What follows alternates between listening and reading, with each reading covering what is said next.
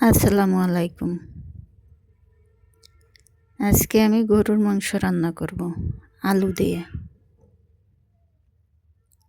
আলু দিয়ে পাতলা ঝোল। তো প্রথমে আমি গরম মশলা দিলাম তেলের মধ্যে, পেঁয়াজ দিয়ে ভেজে নিব।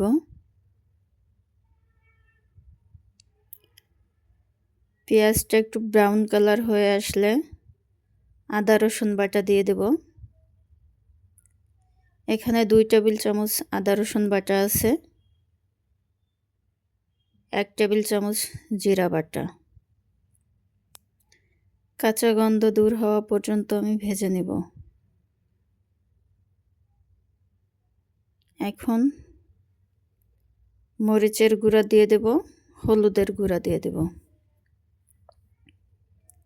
1 টেবিল চামচ হলুদের গুঁড়া, 2 টেবিল চামচ মরিচের গুঁড়া, পরিমাণ মতো লবণ, আর অল্প একটু পানি দিয়ে কষিয়ে নেব মশলাটাকে।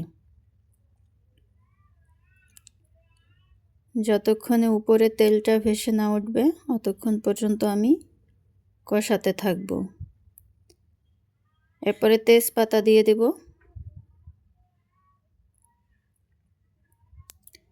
এই তো আমার মশলাটা কষানো হয়ে গেছে, উপরে তেলটা ভেসে উঠছে। এখন আমি মাংস দিয়ে দিলাম।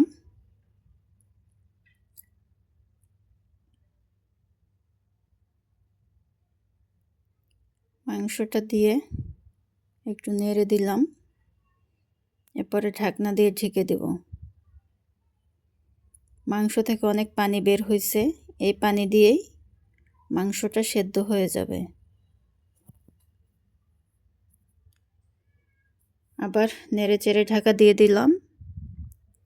ঢাকনা উঠিয়ে এখন এটার মধ্যে আমি আলু দিয়ে দেব।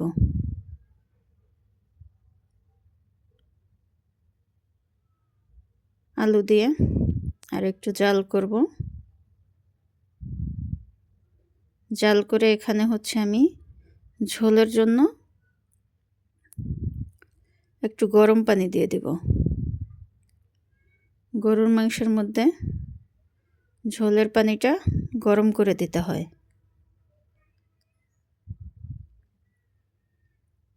এখানে আমি দিয়ে দিলাম পানি, 1.5 কাপ পানি দিলাম। এখন ঢাকা দিয়ে রাখবো 5 মিনিটের জন্য। 5 মিনিট পর ঢাকা খুলে একটু নেড়ে দেব। এরপরে কিছুক্ষণ রান্না করার পরে এই তো আমার গরুর মাংস হয়ে গেছে, পাতলা ঝোল।